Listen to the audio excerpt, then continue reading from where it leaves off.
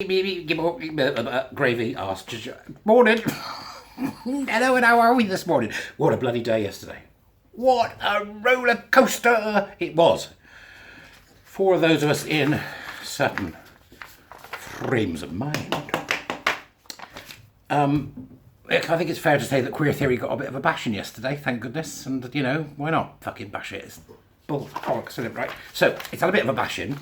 And what happens is, when they have a bit of bashing, or when things get a bit low, you know, and they think, oh my God, you know, our grip on this insanity that we're trying to perpetrate against the people of the world is starting to loosen, they'll wheel out, you know, some of the hoary old trouts that started it, which is why they bring Butler, you know, every now and again she pops out, right?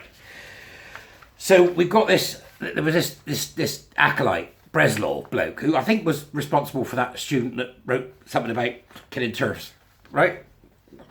What's wrong with these people? Right, so that, I think he had something to do with that, but also he's written about, you know, the kinky child, or whatever it is. He's like that Alok Maiden twit, isn't it? Except he's got a degree. Right?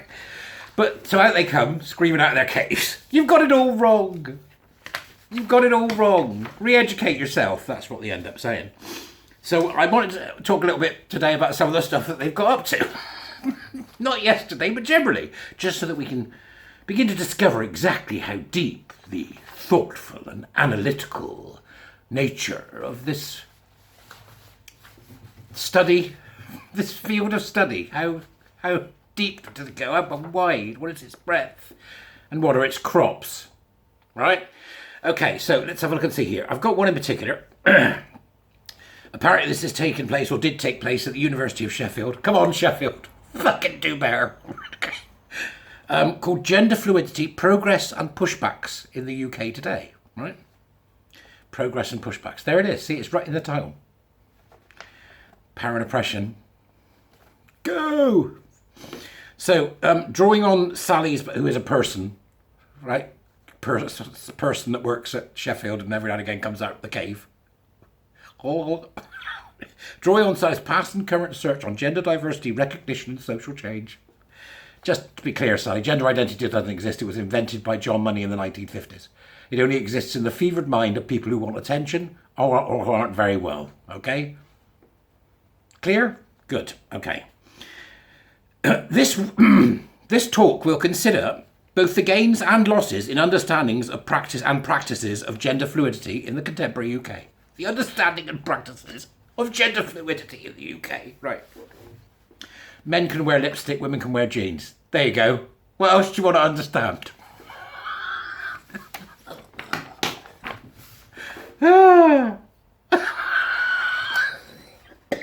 Right, okay. The talk speaks to the current tide in the UK of anti-transgender activism.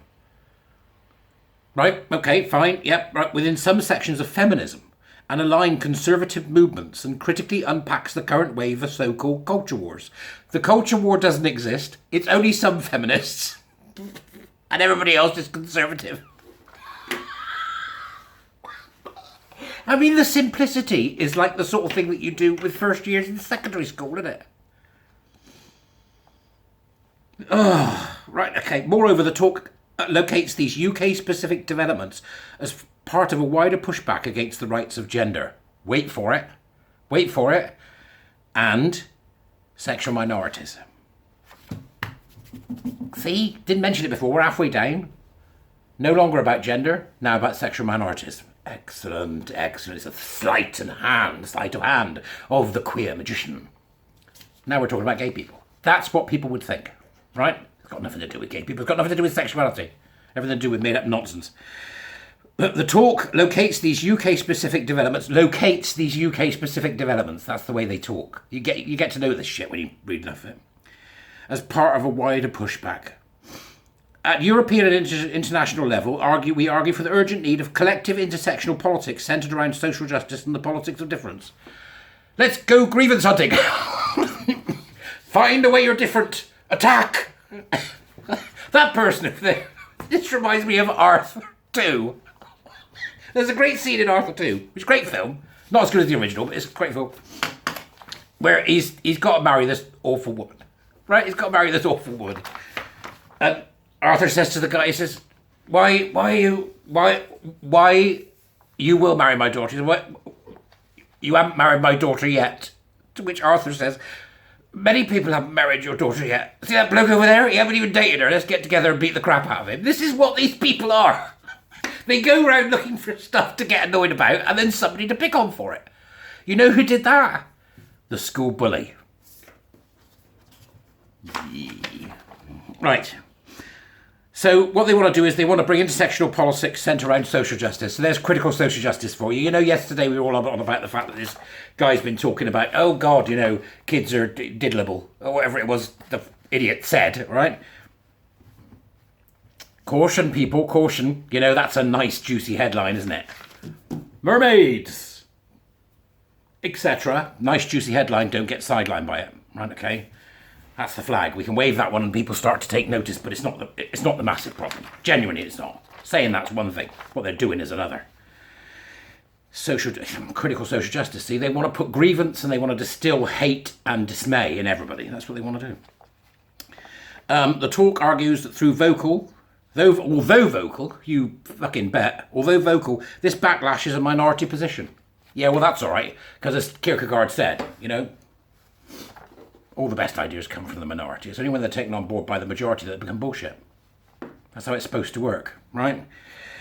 The talk argues that although vocal, this backlash is a minority position, which evidences desperate attempts to prop up the gender binary in the face of its inevitable collapse. The gender binary. Go away. Go away. Just go away, right? This reminds me of all those people who think they're non-binary. What does non-binary mean? You know what non-binary means? It means not asking yourself any proper questions that you might have to answer, right? You don't ask yourself a question, you never have to make a decision, therefore you're non-binary. I don't date. I'm a gay man and I don't date using apps. I'm non-grindery. Do you want a sandwich, Barry? Yeah, it has to be white bread. Why? I'm non-grindery.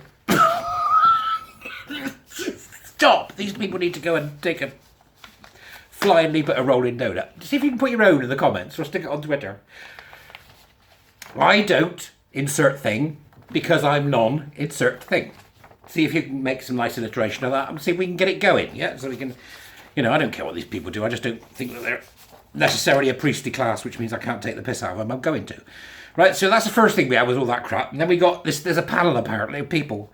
And they're going to discuss the appropriation of trans-exclusionary feminism to reproduce and update hegemonic femininity in British broadsheet newspapers. The public are paying for this.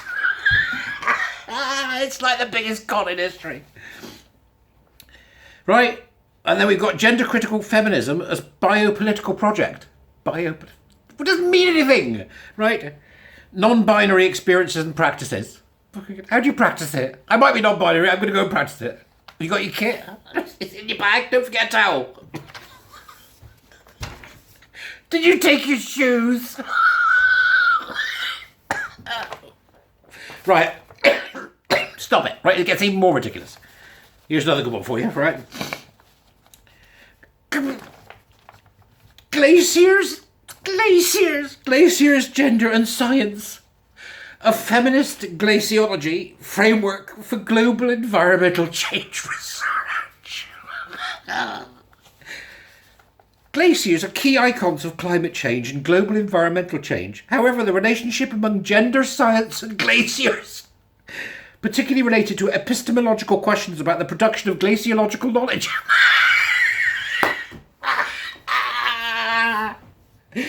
This is somebody who's pissed off because they didn't get a job and they think it was because they were a woman.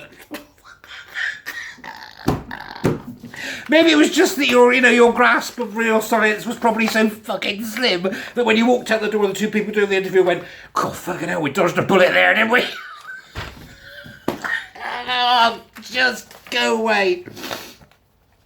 Then we've got some stuff about children again. The queering that queer does to the child is one of resisting the child's alleged asexuality and heterosexuality. A fucking 4-year-old is... Oh, you sick twat. Allowing for the child's pleasures, desires and perversities. What did they think was going to happen? The thing is that, you know, he's off and he's been wandering around thinking everything's okay, I'll go work with mermaids, as if that didn't happen. So, I mean, absolute denial that people are going to go, yeah, you're probably, you know what I mean, medication time, it's a bit, you know, one flew over the cuckoo's nest, isn't it? Why are you here? Queer theory. Oh dear. So, refusing the sexual narrative of growing up and becoming a proper sexual object. The destruction of childhood right there again. Destruction of childhood right there. And what they want to do is thwart the normative frames of sexuality and identity that have constrained the child and the queer.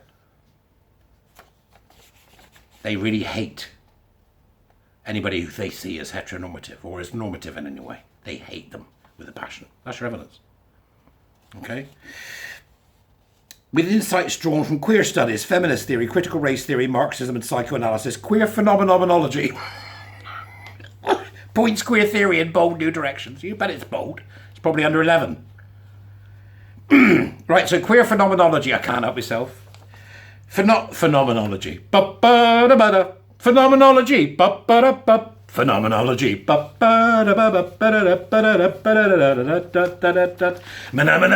Let's stop it, right? Right. Nothing more about drones. Killing with drones produces queer moments of disorientation. I just, you know, what do you want me to say to me? Drawing on queer phenomena, I show how militarised masculine it is. These people are fucking nuts, right? And they'll go, no, we're not. Actually, what you just don't understand it. Don't understand it. Right? Anybody with any sense is going to be able to pull this apart in seconds. You've had hundreds and hundreds of millions of government money, which is public money, over the last, God knows how many, 30 years.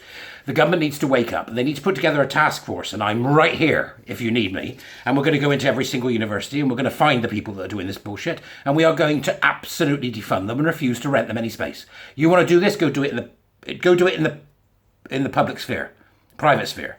Go and start a business and see if anybody will buy your bull crap. They will for a while, but it'll soon catch on. You know, next thing you know, you'll be all over bloody... all over Amazon or wherever it is, they can be like TripAdvisor. This queer program is bullshit. That's how we get rid of you, is we stop funding you, we make you do it in the private sphere, so that you have to actually make money yourself, like some of us who are trying to keep afloat, because you've been so vile and ridiculously, unbelievably stupid about the whole damn thing, that there are people who have lost their jobs and livelihoods and reduced to talking to people on the internet because that's all they've got left. Right? Ooh. It's just insane. Look, I put some links to all of this stuff so that you can see that I'm not a lying old fuck. All right? But it's time. Government, that's what you need. You need councils made up of 10 or 15 people to go into each university and to start looking. And we'll get it out of everywhere before it gets to STEM, which is very rapidly colonising. And you really don't want them talking about queering when it comes to building nuclear reactors or saving people's lives. You know? Is this bridge safe? No, but it's queer. I joke about these things, but actually there's a huge amount of seriousness to this, and about time we started taking it seriously. The government needs to act. It needs to step in. It needs to step in. We need to get people into universities who know what this shit looks like and just simply say no. And simply say no. And the same needs to be done for businesses. Anyway, look, have a good day, because I've got loads to do today. I'll be about later. I'm going to do a piece on schools, right?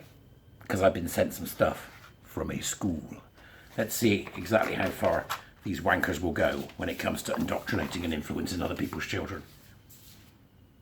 Have a fantastic day. I feel the call of bacon. Keep jesting.